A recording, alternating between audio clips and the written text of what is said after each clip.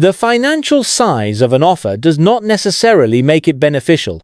A contract worth trillions of won may sound monumental, but long-term brand health depends on reputation, not just money. Jungkook's team likely weighs factors such as creative freedom, campaign direction, and the nature of exclusivity clauses. Some contracts demand restrictions on personal expression or limit opportunities with other companies. Turning down such offers may not be about rejecting wealth, but about retaining flexibility. Luxury endorsements are also strategic in timing. Jungkook has already established himself with Calvin Klein, which has seen measurable spikes in sales and visibility tied directly to his campaigns. Taking on another luxury brand too soon would overlap and potentially conflict. By rejecting offers, he creates space for campaigns to breathe and for his influence to remain concentrated. In fashion, timing can matter more than quantity. Through these perspectives, exclusivity, brand alignment, long-term image, timing, and bargaining power, it becomes clear why Jungkook might refuse even multi-trillion luxury offers. His global influence puts him in a position where rejection can be more powerful than acceptance. If Jungkook has indeed declined trillion-valued brand offers, the decision sends ripples across the luxury industry. The fashion market functions heavily on celebrity influence, and a refusal of this magnitude is more than an individual choice. It is a statement that reshapes how brands strategize. Luxury companies depend on celebrity endorsements to stay culturally relevant. In recent years, the rise of K-pop has shifted power towards South Korean idols, with Jungkook at the forefront. For a brand to fail to secure him despite presenting monumental offers creates both competition and recalibration. Other idols and global stars may be pursued more aggressively, but brands are also forced to reconsider how much they should rely on celebrity culture altogether. From an economic perspective, a refusal demonstrates that monetary offers have limits. In a market where companies assume higher contracts guarantee success, Jungkook's potential rejection undermines that logic. It proves that cultural capital cannot simply be purchased, it must align authentically. For luxury firms, this complicates future negotiations. They cannot rely on record-breaking deals alone. They must build propositions that genuinely resonate with the artist. The impact also falls on consumer perception. Fans and buyers often track endorsements closely, interpreting partnerships as statements about identity and authenticity. If Jungkook is seen rejecting offers, it reinforces the idea that he does not lend his image to just anyone. This increases trust among consumers. When he does accept an endorsement, buyers know it carries meaning. That trust directly strengthens brand performance for the companies he does choose. Competitors to the declined brands may also benefit. If one major luxury house is rejected, another can capitalize by building a more compatible partnership. In industries like fashion, association is everything. A single campaign can tilt market perception. Thus, a refusal creates openings for rivals to rise. Moreover, his choice impacts the internal dynamics of luxury conglomerates. Large groups such as LVMH or Kering oversee multiple sub-brands. If Jungkook declines one brand under a group, executives may redirect efforts toward other labels within the portfolio. The rejection forces diversification of strategies, often resulting in innovative campaigns or shifts toward emerging markets. There is also a generational layer. Younger consumers are increasingly skeptical of celebrity endorsements that feel transactional.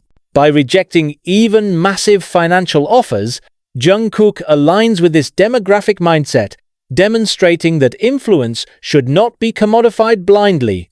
Luxury brands that fail to recognize this shift risk appearing outdated. In summary, the refusal of trillion-valued offers by Jungkook is not an isolated career decision. It impacts industry negotiations, reshapes consumer trust, influences competitive dynamics, and even accelerates generational change in luxury marketing.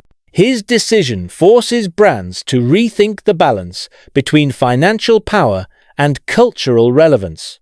From Jungkook's perspective, declining monumental offers is not simply about rejecting wealth, it is a forward-looking career strategy. His choices are tied to building longevity, credibility, and influence that surpasses temporary contracts. First, rejecting offers maintains creative freedom. Luxury endorsements often involve strict control over an artist's public image, requiring them to wear specific collections, avoid competitors, and participate in rigid campaigns. Jungkook, as both a musician and global figure, benefits from flexibility. By saying no, he ensures his artistic identity is not restricted by corporate branding. Second, it strengthens his independent brand. Jungkook is not just an idol, but also a figure whose personal style, voice, and reputation function as standalone value. Associating too heavily with one brand risks overshadowing his individual presence. Turning down offers allows him to preserve this separation. His identity is not consumed by any one luxury label. Instead, he operates above them, which increases his influence. Third, rejection enhances his long-term bargaining position. Every time Jungkook declines an offer, the next proposal becomes more valuable. Brands understand that securing him requires more than record-breaking numbers. It demands alignment, respect, and flexibility. This raises his negotiating leverage for future deals, ensuring better terms in both financial and creative aspects. Fourth, selective partnerships build legacy. Many celebrities attach their names to numerous endorsements, which over time become forgettable. Jungkook's career benefits from memorability, not volume. By limiting his associations, each campaign stands out as iconic. This curation ensures his influence is recognized historically, not just momentarily. Fifth, rejection guards him against market volatility. Luxury trends change quickly, and a brand that dominates today may lose relevance tomorrow. If Jungkook ties himself too closely to one company, he risks being pulled down with its decline. By staying selective, he avoids being trapped by fluctuating cycles and keeps his image future-proof. Finally, turning down offers reinforces his credibility with fans. Audiences today are hyper-aware of marketing tactics. They respect figures who avoid over-commercialization. Jungkook's choice not to accept every deal signals that his career is built on more than endorsements.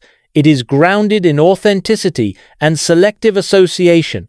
That trust, once established, becomes a cornerstone of his enduring popularity. Together, these benefits, freedom, independence, bargaining power, legacy, security, and credibility explain why rejection is not only viable, but strategic. Declining trillion-valued offers positions Jungkook not as a passive recipient of contracts, but as an active architect of his long-term global career. Jungkook's potential rejection of multi-trillion luxury brand offers highlights an important truth in the modern entertainment industry. Influence cannot be bought outright. While brands rely on financial power, Jungkook demonstrates that authentic alignment, exclusivity, and long-term vision carry more weight. For the luxury industry, his refusals create ripple effects, forcing companies to rethink strategies. For Jungkook himself, the benefits are clear. He maintains independence, elevates his bargaining position, and strengthens trust with both fans and brands. In an era where celebrity endorsements often blur into overexposure, Jungkook's selectivity sets him apart. Refusing wealth on this scale does not weaken his influence, it multiplies it. In fact, his power lies not just in the partnerships he accepts, but in the ones he declines. Whenever speculation arises that Jungkook has declined offers of immense financial scale, global media outlets tend to frame the decision as evidence of power. Traditional celebrity coverage often emphasizes wealth and luxury, but in Jungkook's case, the story becomes about independence and choice. Headlines do not read as losses for him, they read as him dictating the terms of engagement with the luxury industry. This framing carries significance. It signals to the public that he is not controlled by corporate agendas. Instead, he is positioned as a cultural leader whose image is larger than commercial deals. For luxury brands, this narrative is double-edged. While it underlines Jungkook's unmatched influence, it also demonstrates that no amount of financial leverage can guarantee his participation. Media amplification of this angle strengthens his reputation as someone who operates at a different level than typical celebrity endorsers. Jungkook is a product of the Korean wave, Hallyu, but he has extended beyond it to become a figure with global resonance. His ability to refuse trillion-valued offers reflects a cultural independence that differentiates him from many predecessors. Historically, global stars often pursued luxury partnerships as markers of success. Jungkook's apparent selectivity flips that equation. He is already successful, and brands are the ones competing for his attention. This reversal strengthens the narrative of South Korean cultural exports dominating the global stage on their own terms. Rather than assimilating into pre-existing Western luxury models, Jungkook positions himself as a partner who must be approached with respect and alignment. His refusals highlight a broader cultural dynamic. South Korean talent is no longer seeking validation from established Western luxury houses, they are commanding their own authority. For fans and consumers, the perception of refusal matters as much as acceptance.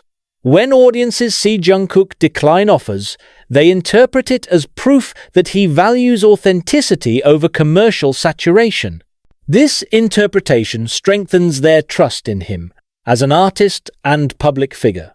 In a marketplace where over-commercialization often leads to skepticism, this trust is a valuable asset. The audience's interpretation also extends to their consumption behavior. When Jungkook does accept an endorsement, fans are more inclined to believe that the partnership is genuine. This credibility converts into purchasing decisions, making each accepted deal more powerful. Refusals, therefore, are not a loss of opportunity, but an investment in long-term consumer trust. By turning down offers of extraordinary financial magnitude, Jungkook indirectly pressures the luxury industry to rethink its cultural strategies. It is no longer enough for brands to offer money and global visibility. They must align with the personal, artistic, and cultural narratives of the figures they pursue. This creates a cultural shift within the industry. Artists gain more bargaining power, and brands must adapt by offering genuine collaborations rather than transactional endorsements. Jungkook's rejections become case studies for how the balance of power has shifted in favor of global talent, particularly from non-Western markets. Luxury branding has historically been dominated by European and American companies. Jungkook's potential refusals highlight an important East-West dynamic. As a South Korean artist, his ability to decline trillion-valued offers from these companies demonstrates the growing influence of Asian markets in defining cultural value. This dynamic also influences regional branding strategies. Luxury companies seeking dominance in Asia, particularly in South Korea, China, and Japan, must acknowledge that their success now depends on aligning with cultural leaders who are not bound by Western validation. Jungkook's decisions reinforce Asia's role as not just a consumer market, but also a cultural powerhouse. Another global perception tied to Jungkook's refusals is longevity. By avoiding overexposure, he ensures that his cultural impact extends beyond temporary campaigns. Each decision not to accept an endorsement strengthens his long-term relevance. In global culture, legacy is built not only on achievements, but also on restraint. Figures who manage to control their associations are remembered as tastemakers rather than just participants in commercial cycles. For Jungkook, this positions him as more than a K-pop star or luxury brand ambassador. It places him in the category of cultural icons who define eras through selectivity. This is a form of legacy building that surpasses financial contracts. Globally, there is a psychological effect when news circulates that a figure like Jungkook declines monumental offers. It creates intrigue and admiration. Audiences and industries alike wonder why he refused and what standards he is setting. This speculation keeps his name circulating in discussions, maintaining visibility without the need for constant promotional appearances. The psychological effect also strengthens his mystique. In luxury culture, mystique is a valuable quality. It aligns with the ideals of exclusivity and unattainability. By refusing even the highest offers, Jungkook embodies the very qualities that luxury brands attempt to manufacture. Ironically, by not always engaging with them, he becomes the ultimate example of their values.